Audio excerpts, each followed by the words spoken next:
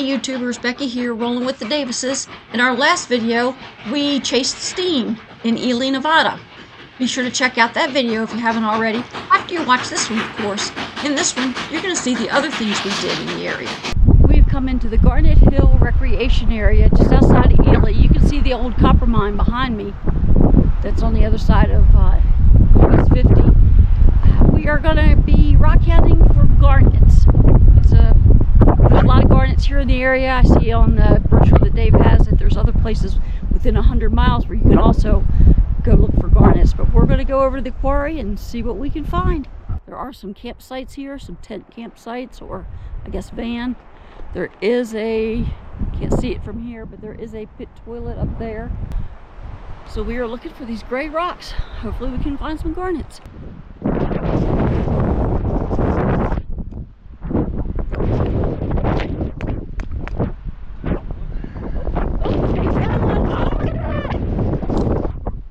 Hammer? I want to say here, you've got to bring your own hammers. A pair of gloves would have been nice, and some safety glasses would have been nice, but we did okay. We learned that it's the voids in the rocks that you're looking for. That's where the garnets have formed. We also learned that the rocks do not give up the garnets very easily. Oh, we found a garnet. Isn't it pretty? I'm going to have to buy a rock tumbler. Well, we've had some luck. We got some big rocks we're going to take home for the kids, for the grandkids to peck on, see what they can find. We're seeing some good sign. But this is what the rock quarry looks like. We did drive about 10 miles north to the town of McGill. Our intention was to visit the museum in the old drugstore. When we got there, the gentleman, Keith, that was running it was on lunch.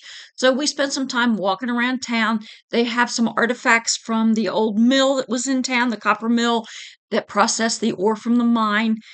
The old McGill depot is still there. They are in the process of rehabbing that, hopefully to open it to the public. They're actually talking about possibly bringing train rides up here if they can get the depot rehabbed and get the train tracks repaired. We have entered the McGill drugstore, and it is quite the time capsule. It opened in 1908, shut down in 1980, and everything is here, just like it was in 1980, except for the stuff that the alcohol, tobacco, and firearms removed, some of the drugs, and some explosives that were found, and the Army had to come in and clean up. Just talking to the gentleman that runs the museum, he said they found some things from the 20s still in boxes. They have all the old prescriptions from the 1920s on. I forget how many he said, just the handwritten prescriptions from the doctors. But you come in, he said you can walk behind the counters. This is the old soda counter. Really cool.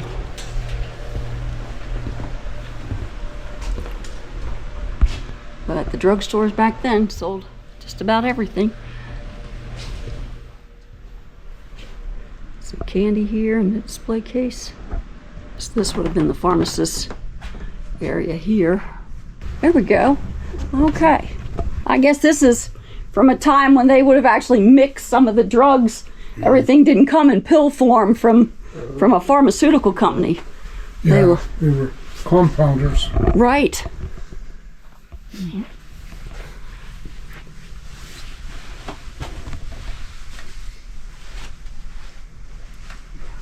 Wow. This is where they mixed everything. Okay. This is a prohibition prescription for whiskey. Okay. Always a workaround, right? Mm-hmm. It's a holiday room, and that'll be 4th of July on that side. Okay. Okay. So was this just more storage for them at one point, or? That's what it looked like. Okay. Gotcha. Boxes of stuff. So those boxes up there have the invoices. Okay. By year. There's your smokestacks. Okay. There's the smelter. In a picture here. Mm-hmm. And the depot is here, right? Let's see. I have to get a little closer. Sure. Okay, that's the mill where they process the ore. They brought it in by train from 30 miles up here. brought the ore in, and they had a trestle here. Mm-hmm. And in 1922, that all burned down. They did away with the trestle. Okay. Okay. So the mill, is that where they crush the ore for the smelter? Mm-hmm. Okay. So these are the houses or tents of the workers when they were building everything. They were just starting to build the houses. Then they come this way with everything. Okay. All In right. fact, this is about where you're at right now. There's all the old prescription files. I don't want to touch anything. They haven't scanned these yet. He said they have scanned all the invoices. He's made scan files of all the invoices for everything they bought in the drugstore from the 1920s till they closed in 1980.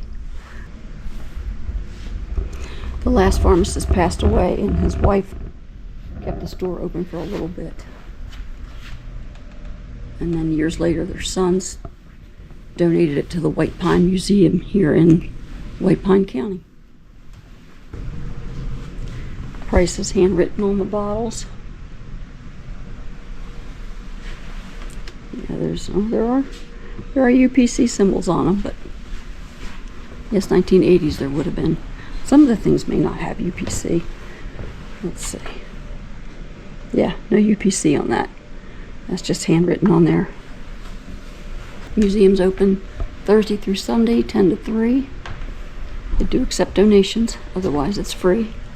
Dave's found a picture that I walked right by of the McGill depot with a train sitting there. That's an old picture, horse and wagon. Yeah, oh yeah. No date on it. We got a shine on it, Dave. There we go. There, now we can see one it. on the train. Yeah, it looks like a 1. If you are a Nevada resident, it's $5 day use fee here. If, like us, you're an out-of-state resident, it's $10. We are at the Ward Charcoal Ovens, Okay. just outside of Ely, Nevada. Yeah. We're inside one of the charcoal ovens. There's 6 of them out here. 1876 to 79, they only operated for 3 years. 35 cords of wood.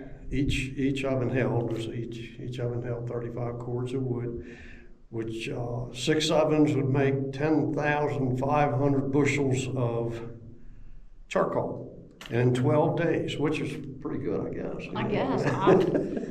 Don't know much about it. Maybe it depends on kind of wood. Yeah, it took about 50 bushel of charcoal to smelt 1 ton of copper ore down. So they were pretty important when they were being used, but it was short-lived. Then coke from coal came out. Yeah, when the railroads came in, they started bringing in coal, and they stopped cutting all the timber to make the charcoal here. Yeah. They say they cleared 35 square miles of timber. The trees are coming back, which is pretty cool. Don't know if it's the same kind of trees that were here in 1870s, but there are trees starting to come back. It's amazing how well preserved these are too. Yes, I mean, it was the masonry work in here was amazing. I mean, it's just they cone in. They call them their beehive.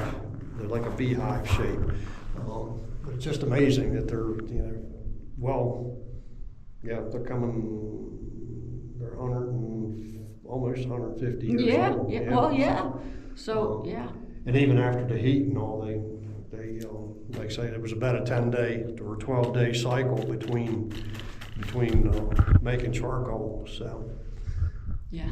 well preserved. Okay, so we'll show you some more of what's here. A lot of hiking trails out from the park here. We're gonna do some of that kind of a make our own adventure type thing, and we'll see what we can find and give you a look. So I've walked around back here where we think these were fill holes. And as you can see behind me, there is a bank. So I wonder, did they have some kind of system for bringing the timbers in to get them into there? It doesn't look like it's been abused. So if they did, they were very careful with it. Doesn't look like there was any structure here for climbing up. So if they filled from there, they had to have something out here somewhere. So upon investigation, we found this informational sign here that shows how they used that back window to get stuff into the oven. They did have a walking path there, a bridge from the hillside. All right, you've noticed too, they were putting smaller stuff in here to make a chimney to the top, and there are bigger logs on the sides all around it. Now that would have went all the way around. Here behind the ovens is where the stone for the ovens was quarried from. A couple buttes here. So the trees we're seeing are single leaf pinyon pine and Utah juniper. This is the pinyon juniper woodland. It's harvested to produce the charcoal, and this is the second growth of the forest. So this is a Utah juniper here, and then we've got the pinyon pine here. So it looks like instead of completing the loop here in the campground, we are going to take off this way, find another hiking trail. I don't know where Dave went. He jumped ahead of me. Look, there's ants. It's the second time I've seen a bunch of ants here. Just always seems like an odd thing to see in the desert, all these ants. I guess they're scavengers cleaning up what there is. But anyway, we got a stream here. Okay, it looks like we found the riparian loop. As we're walking on this riparian trail, we've come out on an old road, and the direction it's traveling, and looking at a map, we're kind of wondering if this wasn't one of the roads to the mining district. Maybe this is how they got the charcoal up to the silver mine. And there is a concrete trough along the side here. Is this how they brought water to the charcoal ovens? Did they need water to close out the fires? Questions, all kinds of questions. This looks like a good place to see wildlife if you're here at the right time of day. I'm sure they like these grasses, and then there's water, and you know they gotta have water. I just saw 2 ducks fly off before I got the camera started, so I missed them. So we know there's wildlife here. It's very pretty here. We've decided that this is a good place to eat our lunch. We got a bench, nice pretty stream, clear stream running here.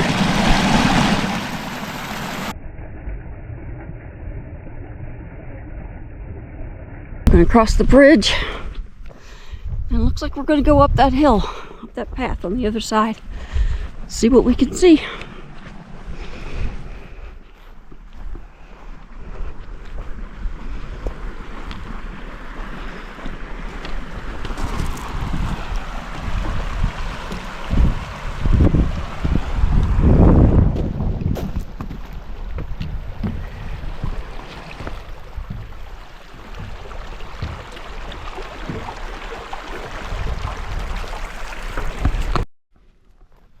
Here's another elk track. Told you we'd been seeing them, and I'd find one to show you. That's a really decent one there. So after we walked across the bridge and went up the hill, we wandered around in the woods a little bit looking at elk track. See if we could find a shed. No luck. Just curious. They got to be here somewhere. And now we have rejoined the trail on the other side of the creek. Don't know if this is part of the riparian loop or if it's got another name, but it's definitely a trail, and it is on all trails. So we're gonna make our way back to the state park. We found some smaller track here we think are either antelope or mule deer, headed off this way. Dave has hiking pole there just for a size comparison. Probably antelope.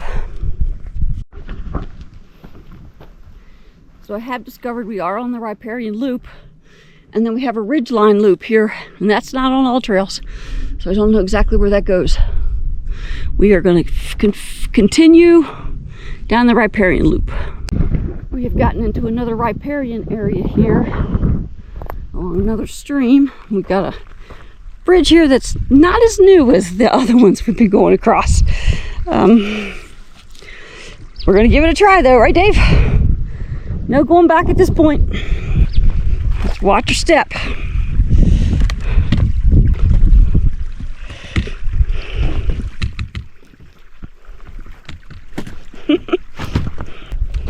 Definitely a little soft there in the middle. Still a very pretty view as we head back toward the charcoal ovens. And we have found the lime kiln. Saw it marked on the map. No real explanation. It says kiln number 2. You do have it fenced off to help preserve it. I wonder if they used the lime to build the kilns. I don't Yeah, know. for cement back. Sure, might have been. Stone Structures is a lime kiln built to produce lime mortar for the charcoal ovens. That's exactly what we said, Dave. Okay. Uses a bonding agent between the stones. That's pretty cool. They stack, I guess they're limestone rocks. We had steel grates, and then more limestone, and then wood, and then limestone. I guess once you burn it down, that turns it into lime.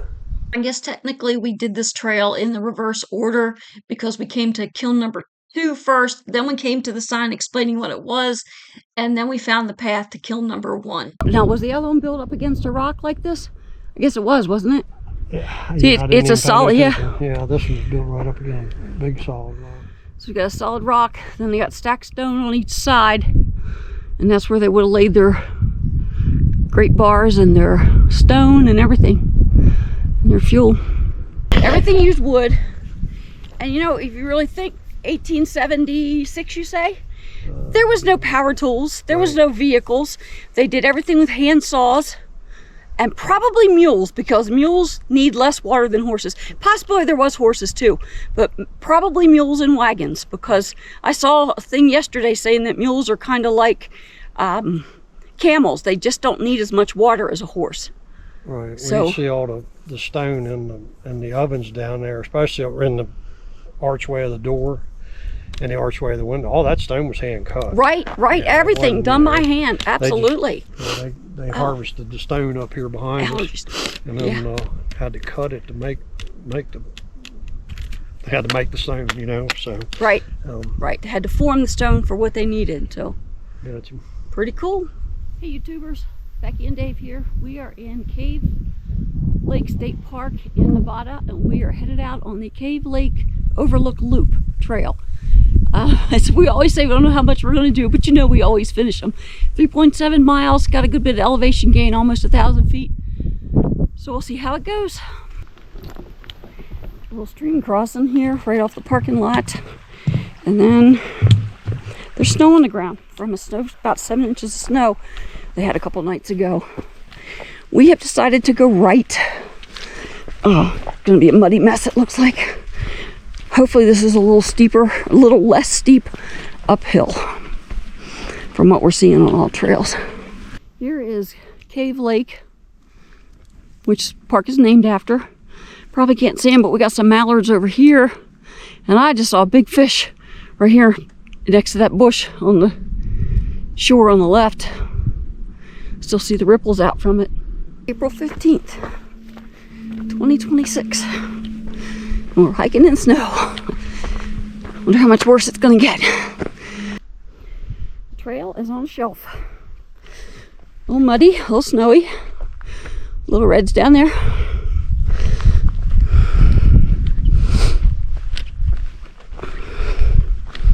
If you know me, you know I don't like these shelves. But I will push on. So we crossed a little hill here. I don't think we're to the top yet. Pretty sure we're not. We haven't done all the elevation gain, but just a totally different view. We got some cliffs up here. Wow. Valley over here. Wow. There are some really pretty views on this trail.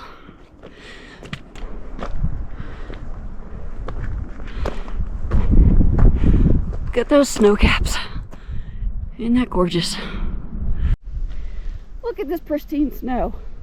We were the first ones up here since that snow, what, Sunday night, Dave? They had 7 inches here. We're here on Wednesday. Yeah, Sunday. Dave might be regretting his life decisions at this point. You should hear him growling and grumbling. We have made it to the top. What a view. There's the lake. Over there, I don't know if you see him. That tree. Let me walk this way, but that's the snow-capped mountains in the distance. They're a little harder to see from here.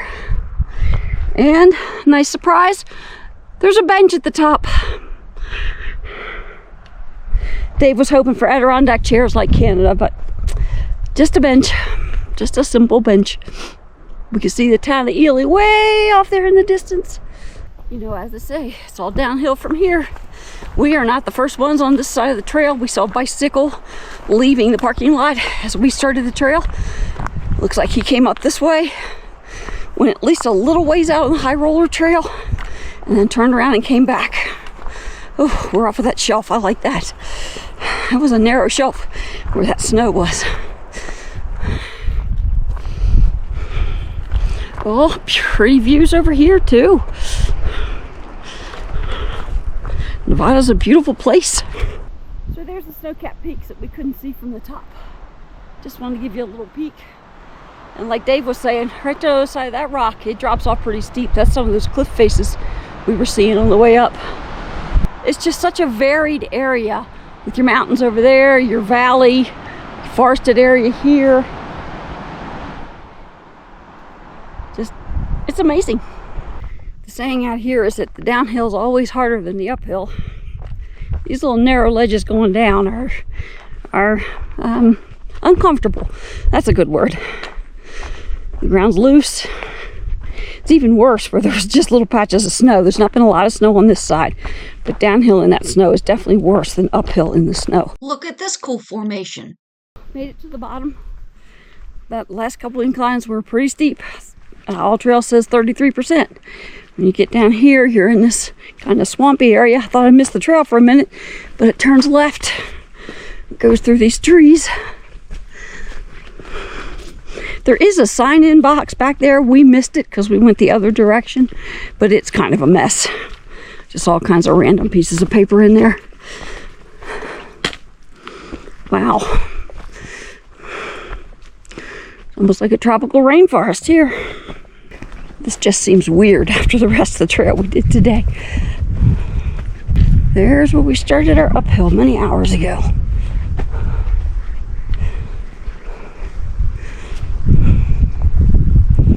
And back across the bridge. Snow's almost gone from here. Not quite. And this is why it's called Cave Lake State Park. Be sure to visit the White Pine Public Museum, where you'll be introduced to Lily the cave bear. This is a replica of a bear found here in White Pine County. Admission is $7 for adults. A short-faced bear. Look at those legs. He was 5.5 to 6 feet tall at the shoulders, on 2 legs, 11 to 12 feet. Other than the cave bear, the White Pine Museum is your typical frontier museum. You're going to see a lot of artifacts from the area. We've done this museum before, so we didn't spend a lot of time inside. We spent more time outside where all the farm and construction equipment is. Because if you know us, you know that's our thing. I was particularly fascinated with this water well driller from the early 1900s, as my family has a long history of well drilling and plumbing. This one was steam powered. There are some old buildings that you can walk through.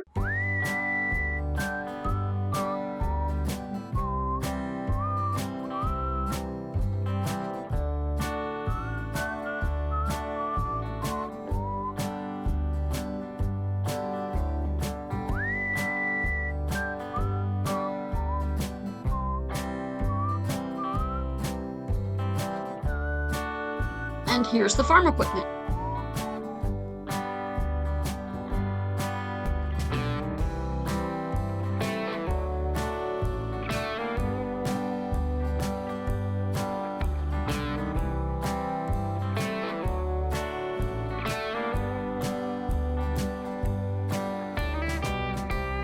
Of course, there's mining equipment.